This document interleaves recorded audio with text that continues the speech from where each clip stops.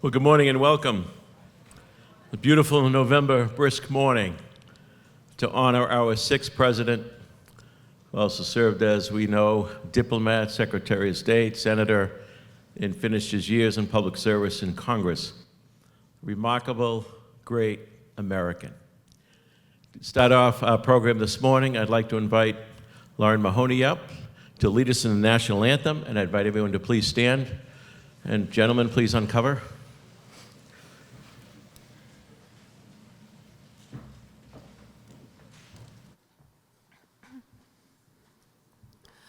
Oh, say, can you see by the dawn's early light what so proudly we hailed at the twilight's last gleaming, whose broad stripes and bright stars through the perilous fight o'er the ramparts we'd watch were so gallantly streaming, and the rockets regular, the bombs bursting in air, gave proof through the night that our flag was still there. Oh, say does that star-spangled banner yet wave o'er the land of the free and the home of the brave?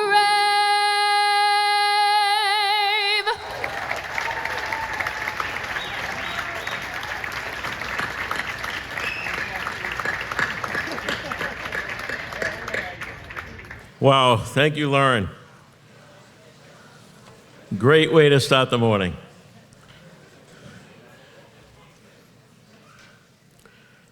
At this time this morning, I'd like to start the program off with our congressman.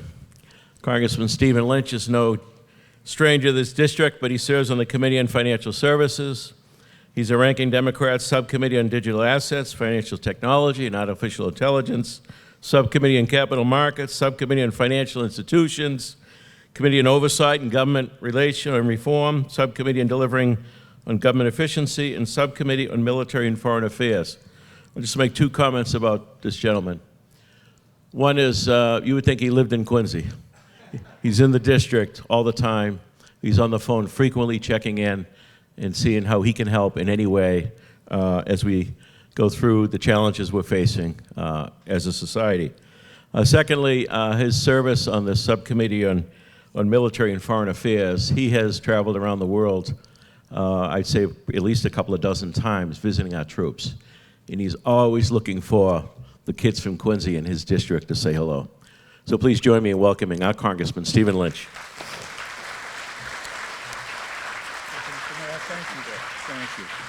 Thank you so much. Thank you. Good morning. Thank you, Mayor Koch, my friend, for the kind introduction and for your relentless loyalty to the history of the city of Quincy. Reverend clergy, Reverend Delaney and Reverend Pulsini, my colleagues in government, both members of the City Council and City Councilors-elect, members of the school committee and school committee-elect. It is a wonderful opportunity for me to be here with you. I know oftentimes people say they're honored to be somewhere, but truly, I'm honored to be here and to play a small part in this ceremony. Mayor Koch, thank you so much for, again, your relentless loyalty to the history of Quincy and the retelling of the stories of the lives of those intrepid souls who played such an outsized role in the shaping of our nation. And more recently, the stories of those military generals who demonstrated such enormous sagacity and courage in defending our freedoms.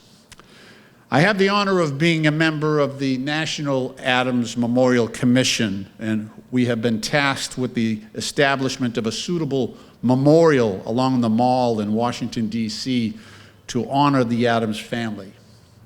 Much of the most difficult challenge in that task was, over the years, finding a suitable location, which we have at long last agreed upon.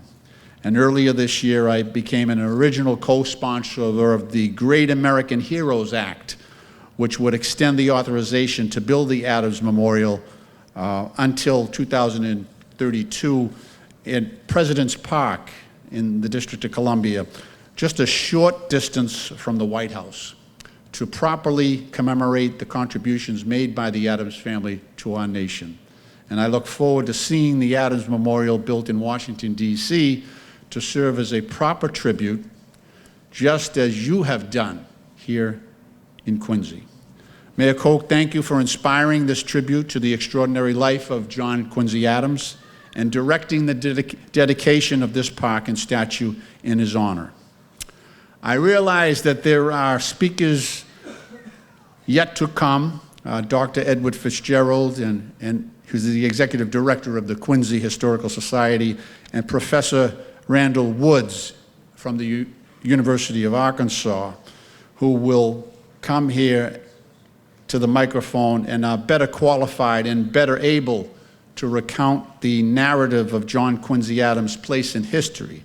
So I will leave that respectfully to them.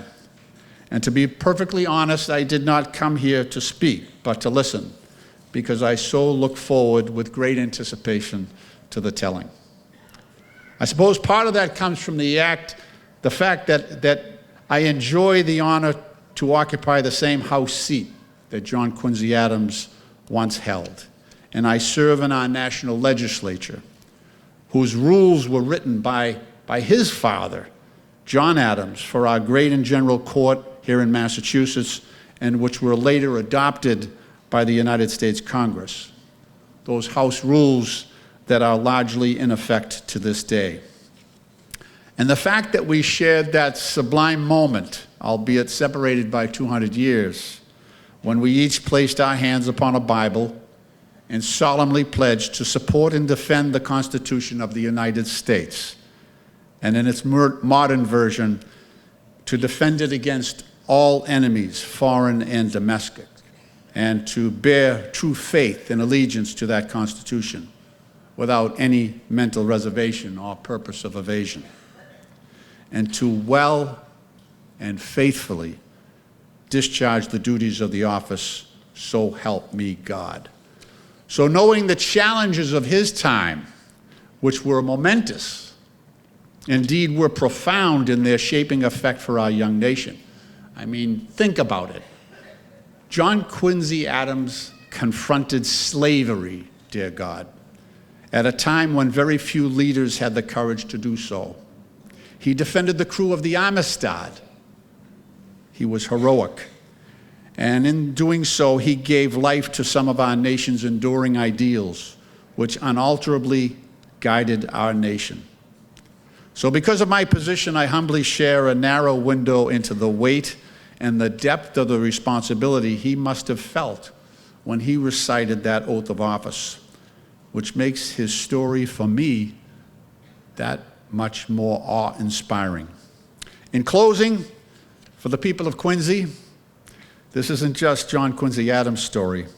This is very much your story. John Quincy Adams' life reminds us that our greatest leaders are not defined by their time in office, but by the values they absorb and then carry with them from the very beginning of their service. The city of Quincy was not just John Quincy Adams' birthplace. It was the very foundation of his character. And this community helped shape him into one of the most principled and accomplished public servants in American history. This park and this statue will hopefully serve as an inspiration to future generations in this city of Quincy, as well as serve as a true testament to John Quincy Adams' remarkable life and the impact of the moral force of his legacy. Lastly, it remains a great honor for me to represent the families of this city of presidents in the United States Congress. Mr. Mayor, thank you so much again for everything you have done and for including me in today's program. May God bless the city of Quincy, and may he continue to bless these United States of America. Thank you.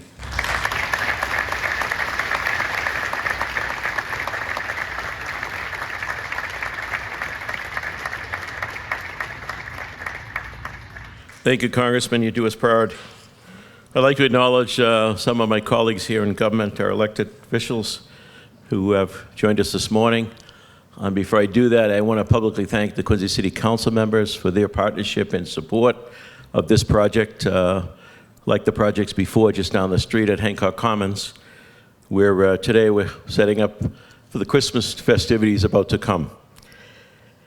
I know this morning we have with us the City Councilor Noel DeBona, City Councilor Scott Campbell, Ward 4 Councilor Jim Devine. You get all the councilors. I know we have school committee member Emily Lebo, Senator John Keenan, a former city councilor, District Attorney Mike Morrissey, Clerk of Courts Walter Timilty, County Commissioner Joe Shea, Councilor-elect Ann Mahoney, Councilor-elect David Jacobs. Did I miss anybody? Wave your hand if I missed you. Oh, Treasurer Mike Bellotti. How could I miss him?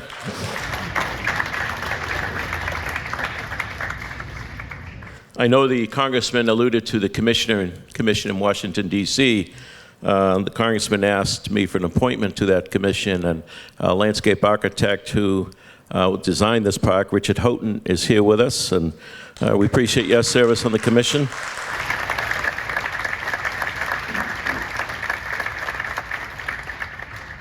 And joining us from Washington is Jennifer Fay, who is working with the commission to raise some of the necessary funding that will match some of the federal funding to ultimately build a beautiful monument in D.C. to this Adams family. I also want to acknowledge the executive director of the Adams Presidential Center, who's with us here today, Kurt Graham, the former director of the Truman Library. We're thrilled to have him with us as well.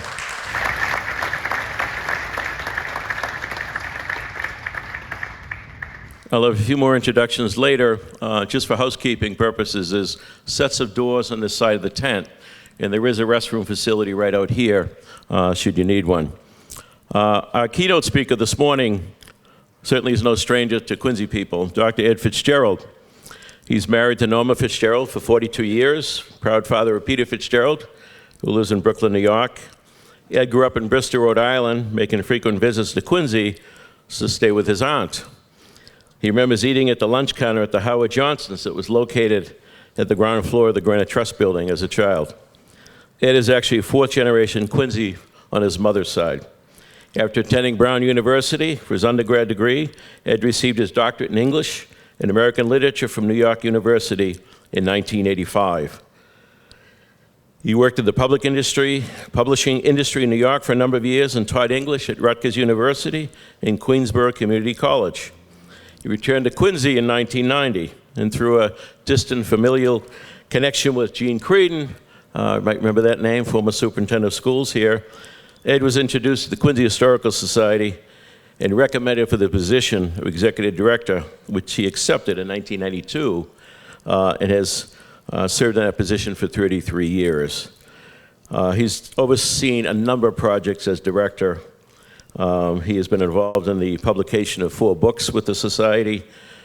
He's conducted independent research projects and given presentations on every topic you can imagine that relates to Quincy. And he served as an adjunct professor at Quincy College for a number of years, back in 2000 to 2005.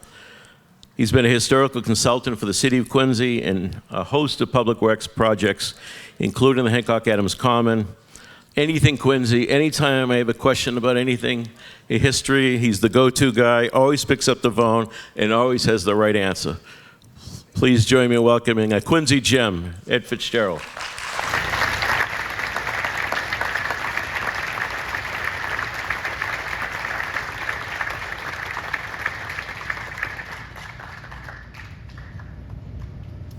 A Quincy gem? Oh, okay. Thank you, Mayor. Thank you. And thank you very much for inviting me to do this. It's an honor to do this at the dedication of this marvelous statue and park, and to do this in the 200th anniversary year of the first year of John Quincy Adams's presidency. Before I start, I reference a couple of names of scholars in what I'm going to say, but I do want to acknowledge some people whose work I'm really sort of plundering here that I don't get mentioned by name. Andrew Oliver, who was back in the early days of the Adams Papers. Fred Kaplan, who wrote some of the most interesting biographies lately. And the work that my colleague and successor as executive director, Alexandra Elliott, did in the early stages of research as the work began on this statue and this park. I will also ask your indulgence if there are some rough edges around the corners here. This talk could either be called Thoughts About John Quincy Adams, because I'm going to kind of roam around, or if we're going to give it some bit more of a focus, I would call it the John Quincy Adams Revival. To start with, I'd ask you to think about the idea of historic figures from the past speaking to us, speaking, of course, figuratively. And by that I mean that what they say, what we learn about them somehow connects with us. We respond to it. We understand it. We feel somehow that we know these people. John Quincy Adams was always admired. He was never anything less than admired. But for much of the 20th century, he did not speak to the American public. The public did not find anything resonant in him. But in recent decades, he has begun to speak to us again. It's the past 40 years or so, a little later and for different reasons than the John Adams revival. So why now, or why in this period of time? I think in part it's because of the times. After the Civil Rights Movement, and which prompted a reassessment of all the 19th century theories about slavery and how it was handled, JQA began to look a heck of a lot better. And in fact, the earliest parts of the John Quincy Adams revival were focusing on his congressional years. Then the end of the Cold War, the release from the us versus them template that we had lived in for, close to 50 years, gave us a chance to renew our thinking about America's place in the world. And his work on the Monroe Doctrine began to seem more interesting. And then more generally, people have just begun to think about the American Republic. Finally, there's the man himself. To call John Quincy Adams one of the most complex figures in American history is an understatement. To call him remarkable is equally an understatement. His career is, in the true sense of the word, unique, and it's matched by his character and personality. There's a stereotype of him, brilliant but cold, but it's more than that. There's a mystery about him, not in the sinister sense, but a little bit the way that there's a mystery about Lincoln. You never feel that you've gotten to all his depths. There's a sense that there's something important you never quite know. So, how does John Quincy Adams speak to us? And what does he speak to us about? And how does he stack up with how does this stack up with how his contemporaries saw him? In terms of accomplishments, Adams' clearest and greatest achievements came during his years as diplomatic. The Treaty of Ghent ends the War of 1812 without any concessions made by America. As Secretary of State, he settles the US-Canadian border. He acquires Florida from Spain, and in the same treaty extends these borders of the Louisiana Purchase westward and northward, so that for the first time, US territory reaches the Pacific Ocean. And then, of course, in the final years of his secretaryship, he frames what comes to be known as the Monroe Doctrine. After that, though, things get a bit more problematic. Nobody now, is going to call his presidency a success. In Congress, he works ably at regular business, but his profile is as a dissenter. And that gets us to a key insight, I think, that I want about John Quincy Adams that I find best expressed by Ralph Waldo Emerson, the great 19th century writer and his contemporary. In 1843, Emerson writes in his journal, "Mr. Adams chose wisely and according to his constitution when on leaving the presidency, he went into Congress. He is no literary old gentleman, but a bruiser and loves the melee. When they talk about his age and venerableness and nearness to the grave, he knows better. He is an old roué who cannot live on slops but must have sulfuric acid in his tea." And he's right. Adams was a bruiser. Adams is essentially a counterpuncher. He is possibly the greatest counterpuncher in American political history. All his greatest achievements come when he can stand alone against an opposition. He waits out the British at Ghent. When everybody else wants to throw Andrew Jackson under the 19th century bus for the killings in Florida, he says no and winds up getting Florida and getting the extension of the Louisiana Purchase. When everybody else in the cabinet wants to go along and sign on to England's agreement with about interference in the New World, he says, no, we should do our own. And he convinces everybody else, and the Monroe Doctrine comes into existence. And so on. Excuse me. As a congressman, everything, as I said before, there is routine work that he does ably, as I'm sure the congressman knows what that's like. But what he's known for is fighting against the buck and bucking the trend. Emerson later, about a year later, made another somewhat less ironic observation about Adams. And this is after Adams has finally gotten the defeat of the gag rule. The first comment is when Adams is really kicking it up in Congress and really giving satiric hell to the Southerners. Now he's gotten the gag rule defeated finally. And this is what Emerson says in his journal that year. "Our people are slow to learn the wisdom of sending character instead of talent to Congress. Again and again, they have sent a man of great astuteness, a fine scholar, a fine forensic orator, and some master of the brawls has crunched him up and had his bit like a bit of paper. At last, they sent a man with a backbone, and he defied the whole Southern delegation when they attempted to smother him, and they conquered him. Mr. Adams is a man of great powers, but chiefly he is a sincere man, not a man of the moment and of a single measure. And besides the success or failure of the measure, there remains to him the respect of all men for his earnestness." This is the kind of depiction of Adams that the John Quincy Adams revival is most engaged by. A man of great powers, but chiefly a sincere man and not a man of the moment and of a single measure. This is a man, and back to narration, this is a man who sees further and works toward greater goals. It echoes a perception about Adams expressed by Samuel Eliot Morison, the great Samuel Eliot Morison 60 years ago. Adams' perception was abnormally keen, and he alone of contemporaries in either hemisphere foresaw America's future place in the world.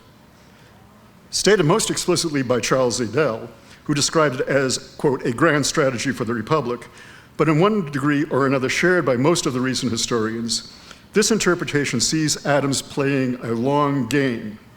He sees America's potential on the world stage and realizes that that potential can also threaten our Republican form of government and our freedom, which he realizes and greatly values. So the Monroe Doctrine is both a hard-nosed power play and a guarantee of our Republic and our freedom. He recognizes that the necessary compromises made with slavery in the Constitution pose a potentially fatal political and moral threat to the Republic.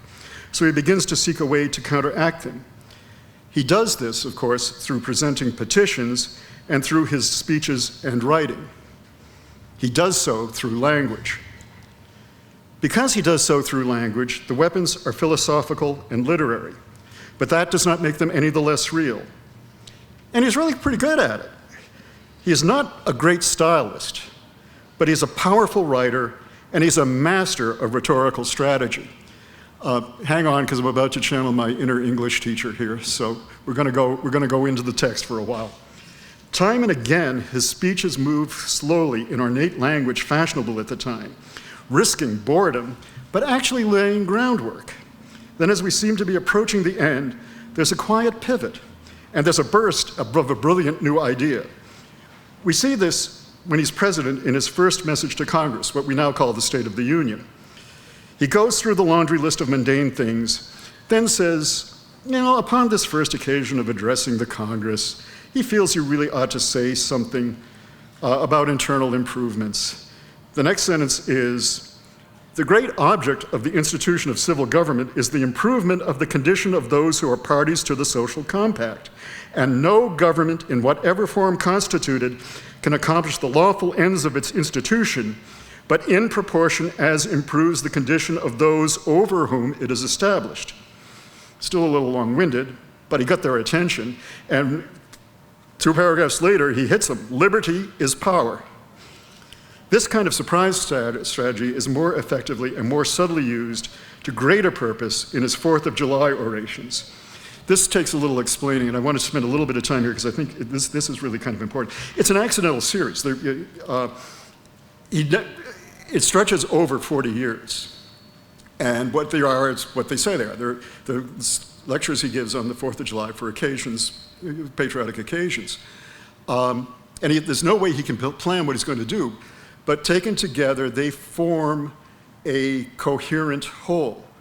They just bring themselves together. By the end, of course, he knows where he's going because he knows where he's been. But when he starts out, he doesn't.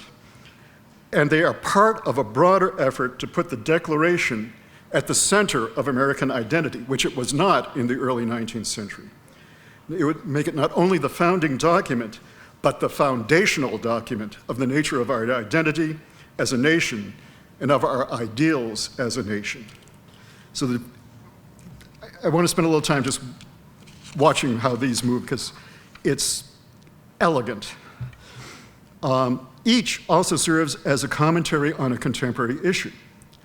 The first and shortest, in Boston in 1793, considers the Declaration as inspiration to the rest of the world, particularly to Europe, and hopes for the best from the French Revolution. The second is where it begins to get a little more substantial, was given in Washington in 1821 while the Monroe Doctrine was in the works, so when he's Secretary of State. And it contains a double whammy. There's a long, it's not this lead-in, the rhetorical device. It wasn't this, it wasn't that, it wasn't this, wasn't that either. Where he keeps repeating that it's not enumeration of grievances, it's not the tyranny charge, it's not even the act of separation from Britain that is the essential act. Just when that structure seems to be at the breaking point, he says, it is the principle which it proclaims. It was the first solemn declaration by a nation of the only legitimate foundation of civil government. It was the cornerstone of a new fabric, destined to cover the surface of the globe. It demolished at a stroke the lawfulness of all governments founded upon conquest. It swept away all the rubbish of accumulated centuries of servitude. It announced in practical form to the world the transcendent truth of the unalienable sovereignty of the people.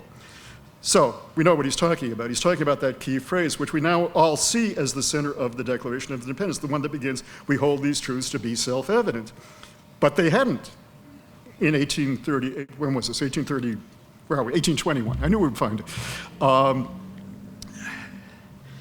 And he's not doing this alone. There are many other people in the country doing this, but he is a key person in moving this. And this is important because it establishes the foundation as being a foundation of rights and a foundation of sovereignty of the people. But he's not done in this speech. He goes on to consider the international scene and events in Europe and independence movements in Central and South America. And at that point, he makes what is his best reasoned case for his vision of America's role in the world in probably his single most eloquent passage, which I'm going to indulge and read at length. Wherever the standard of freedom and independence has been or shall be unfurled, there will her heart, her benedictions, and her prayers be. But she goes not abroad in search of monsters to destroy. She is the well-wisher to the freedom and independence of all. She is the champion and vindicator only of her own. She will recommend the general cause by countenance of her voice and the benignant sympathy of her example. She well knows that by once enlisting under other banners than her own, even the banners of foreign independence, she would involve herself beyond power of extrication in all the wars of interest and intrigue, of individual avarice, envy, and ambition, which assume the colors and usurp the standard of freedom. The fundamental maxims of her policy would insensibly change from liberty to force. She might become the dictatress of the world. She would no longer be the ruler of her own spirit. The third edition was given in 1831, right here in Quincy, probably a few yards from where we are right now. And it is actually the most philosophically complex, and I will spare you a quote from it. He builds on that, but it builds. By this time, he knows where he's going. I actually looked at the diary entries about this. He agonizes about this for a month. And he's going back and forth, and he's going, do I dare do this? Do I really want to do this? And he finally says, yeah, I'm going to do it. Adams built, and he's building on what he's already done in the previous two. He builds on the idea of the sovereignty of the people introduced in that second speech to argue that America declared independence as a sovereign people, not as a group of colonies. So national unity dates from the Declaration. He then uses this to go after South Carolina's current assertion of a right to nullify federal laws. Adams argues that nullification is insurrectionary, a prelude to civil war, and is actually not freedom, but tyranny. The immediate issue in 1831 is tariffs, but slavery, of course, lurks right around the corner. And in the fourth oration given in Newburyport in 1837, Adams deals with slavery directly and argues that slavery violates the principles of the Declaration. Our mention of slavery brings us to another point. In all of this, it's not like Adams is working from some great fixed, worked out position that he's had from the day he graduated from Harvard. His views on issues are evolving. For instance, Adams began by sharing his father's and many of the founding generation's distrust of democracy. But his perceptions changed and were changing. In a different use of eloquence from what we have seen, his presidential inaugural address is the best inaugural address since Jefferson's and probably the best until Lincoln's. Pardon me. Well aware of the difficult circumstances of his election, Adams makes an elegant statement, not of confrontation, but of conciliation. He does this by reviewing and affirming our history and our institutions. And in that affirmation, he reaches a point where he becomes the first president to refer in public to our system as a representative democracy. He's also the first president to have his presidential portrait taken with regular pants and not those silly things the guys wore in the 18th century. So Republican virtue there as well. He makes a similar journey regarding slavery. Always aware that it is a moral stain, he concentrates initially on it as a political problem. But his focus on the Declaration, on those principles that he's been pulling out of the Declaration and making central, that comes into play here. And the moral dimension increasingly comes to the fore. Almost alone among mainstream opponents of slavery, he emphasizes slavery as a violation of human rights, not just a political problem. The underlying evil of the slave trade, he notes, is the existence of slavery itself. So why are we arguing about the slave trade? Let's get rid of slavery. War is a perpetual violation of, he says, war is a, one more time. He says, war is a perpetual violation of the rights of human beings to life, liberty, and the pursuit of happiness. And slavery is no more than the base-born progeny of war. Most famously, in his defense of the Amistad Africans, he makes his finest use of his delayed spring strategy, holding it back and holding it back. After intricate legal argument, much of it improvised, lasting over 3 hours, he shifts and says, "The moment you come to the Declaration of Independence, that every man has a right to life and liberty, an inalienable right, this case is decided." So, old man eloquent. What were the practical effects at the time? The Supreme Court did, of course, fine for the Africans, and Adams did succeed in eliminating the gag rule. But the effort was really to change opinions, minds, consciousness, and that, of course, is harder to measure. Daniel Walker Howe, among other contemporary scholars, believes Adams' ideas did influence and come to fruition under Abraham Lincoln. And why and how does Adams speak to us? As another contemporary scholar points out, David Waldstreicher, he points out the great issues, the great problems on which he spoke are still with us.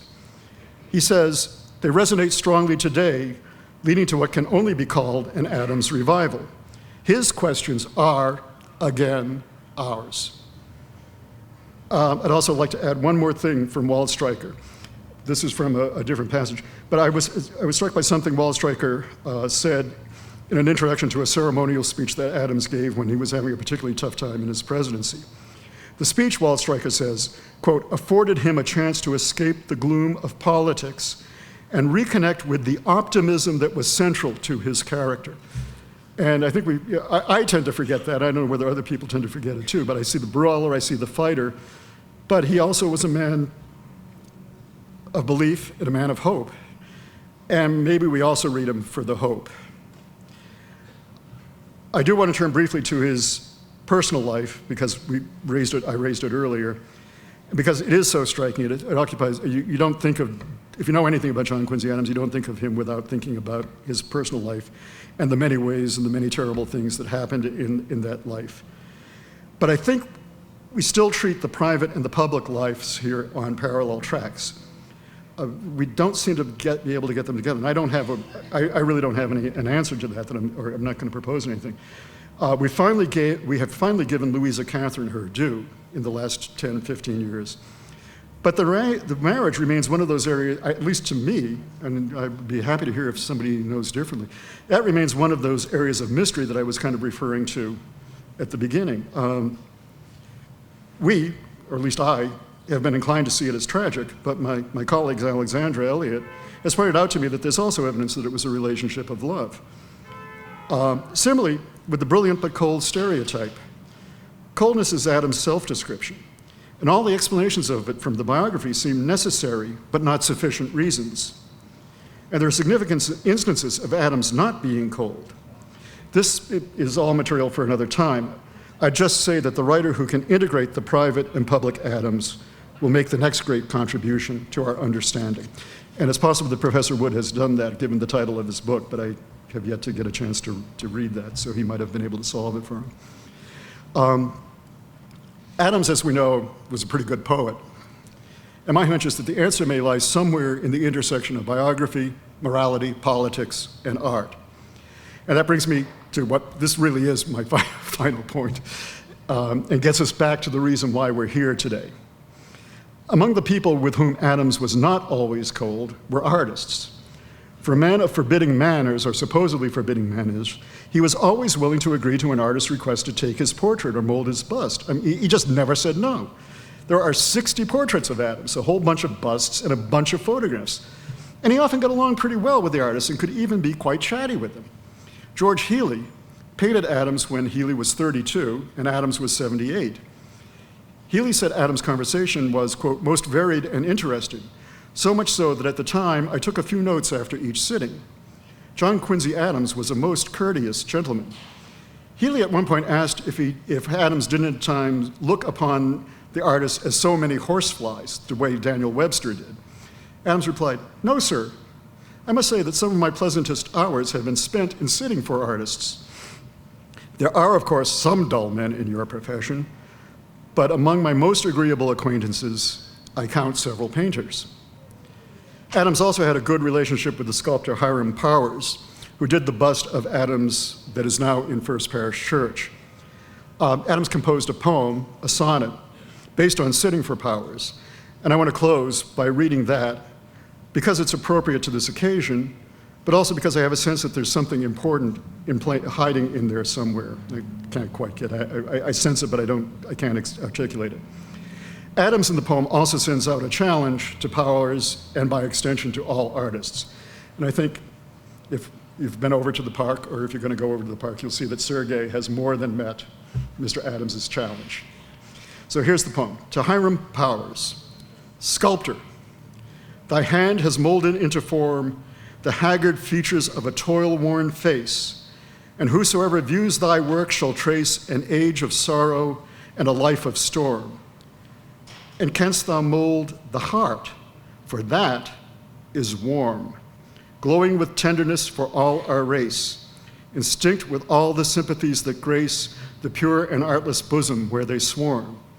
Artist, may fortune smile upon thy hand. Go forth and rival Greece's art sublime. Return and bid the statesmen of thy land live in thy marble through after all time. O snatch the fire from heaven that Prometheus stole, and give the breathless block a breathing soul. Thank you.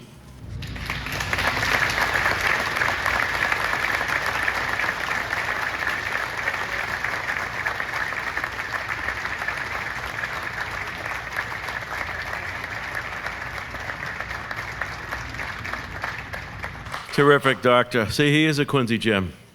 Thanks, Doc.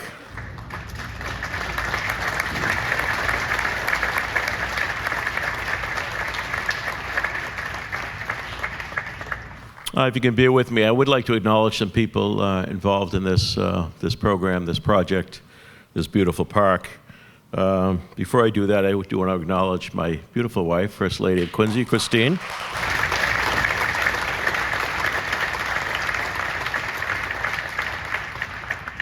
The project team for the park, it's pretty remarkable because the various companies, and these projects get bid, public process, a bunch of Quincy kids that started their own companies. It said that the small business is the backbone of our economy, and we have a number of them right here in Quincy. And so I'd like to start with Granite City Partners. Joe Shea, who grew up in West Quincy, and his partner Olivia Von Don Benkin, who's a resident of Quincy and raising her child here. So to Joe and Olivia for your work on project management. MJ Nichols Landscaping won the bid for the landscaping and hardscape. MJ Nichols was started by Matt Nichols, a West Quincy kid. His project manager is Mike Naughton, a North Quincy kid, who's here. I think Mike Naughton's here. Say hello.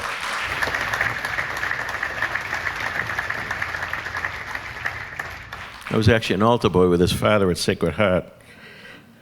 We then have Halverson Tie and Bond Studio, and I mentioned already Richard Houghton being part of the commission in DC, but Richard was the lead architect on this project, on Abigail, on Hancock Adams Common, and of course the General's Park.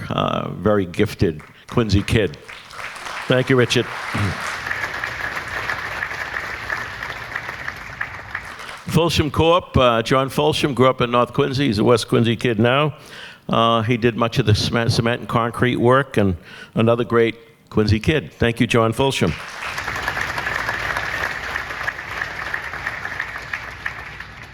The ironwork, the beautiful ironwork you see over there with the wrought iron, was done by Matt Logan.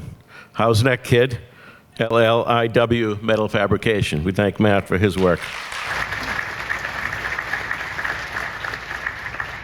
And we appreciate the other vendors involved, Sanibel Electric, Structural Stone, and US Art for their work as well. I do want to also acknowledge the event committee here today, who I am so blessed as a mayor, one, to serve as the mayor, but also to work with some incredible public servants who love their city as much as you and I do. So I want to thank the event committee. Again, Olivia Alexander Elliott, who's now the director of the Historical Society, who succeeded Ed Fitzgerald. Ed's been part of the committee. Erin Glennon, Paul Hines, Pat McCarthy, David Murphy, Helen Murphy, Karen O'Toole, Joseph Shea, Chris Walker, and Lisa Omola. Let's hear it for the event committee.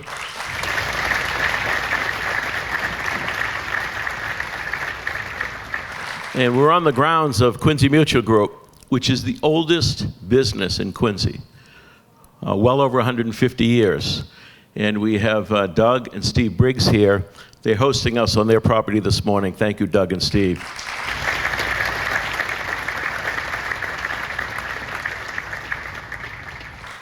I'd like to invite up our sculptor, Sergei.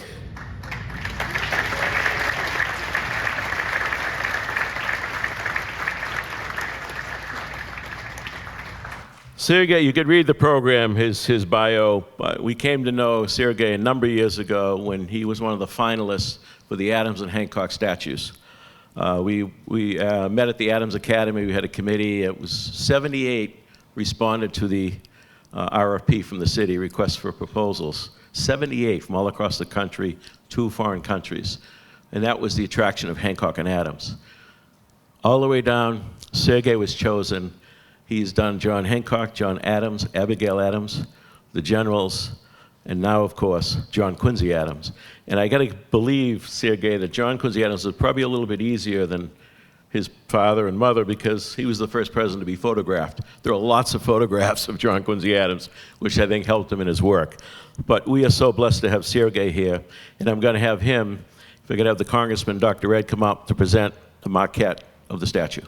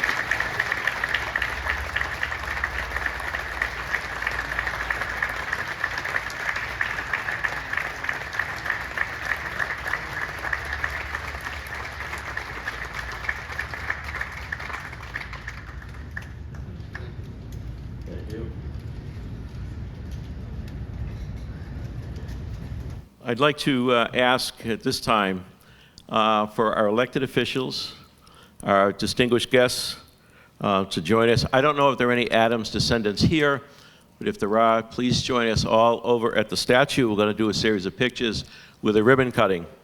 Certainly, folks here can join us, checking out the park, but I would also suggest there's a tent behind us that has some wonderful refreshments, some hot drinks, some cold drinks, if you want to grab a refreshment, and then you can check out the park later. So this is going to conclude our formal program. Let me just finish by saying that remarkable job about Congressman and Dr. Fitzgerald. Can you imagine growing up being the son of John and Abigail Adams? You can imagine the pressure. But to finish off what Dr. Ed said, at his death, which was the largest funeral in Washington, D.C. before Abraham Lincoln, his political foe said, one of his many political foes, that John Quincy Adams didn't belong to a political party. He belonged to the American people. Let's get back to that. Huh? God bless. Thank you, everybody. Okay, 1, 2, 3. Yay!